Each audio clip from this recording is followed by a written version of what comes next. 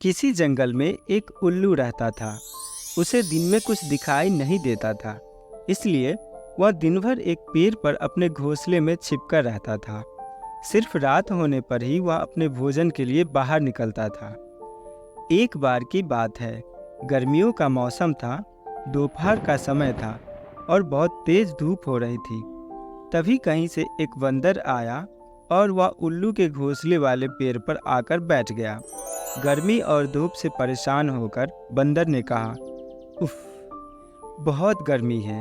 आकाश में सूर्य भी आग के किसी बड़े गोले की तरह चमक रहा है। बंदर की बात को उल्लू ने भी सुन लिया। उससे रहा नहीं गया और बीच में ही बोल पड़ा, यह तुम झूठ कह रहे हो। सूर्य नहीं, बल्कि अगर चंद्रमा की चमकने की बात कहते हो तो वैसे सच मान लेता। बंदर बोला, भला दिन में चंद्रमा कैसे चमक सकता है? वह तो रात में चमकता है और यह एक दिन का समय है, तो दिन में सूरज ही चमकेगा ना।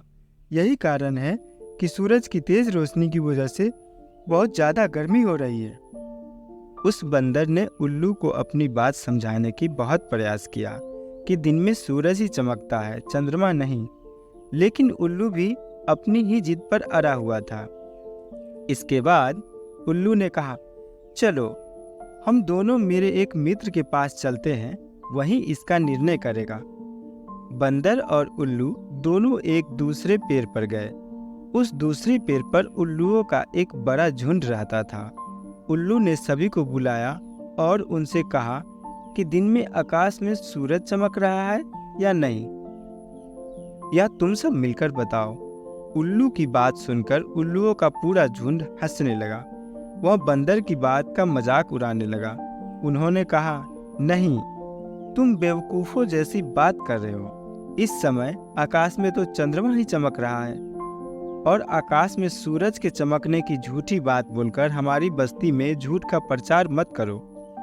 उल्लुओं के झुंड की बात सुनने के बाद भी बंदर अपनी ही बात पर अड़ा हुआ था, जिसे देखकर सभी उल्लू गुस्सा हो गए और वे सारे के सारे बंदर को मारने के लिए उस पर झपट पड़े। दिन का समय था और उल्लुओं को कम दिखाई दे रहा था। इसी वजह से बंदर वहां से बचकर भाग निकलने में कामयाब हो गया और उसने अपनी जान बचाई। पंचतंत्र की यह कहानी हमें सीख देती है कि मूर्ख मनुष्य कभी भी विद्वान की बात को सच नहीं मानता। ऐसे मूर्ख लोग अपने बहुमत से सत्य को भी असत्य साबित कर सकते हैं।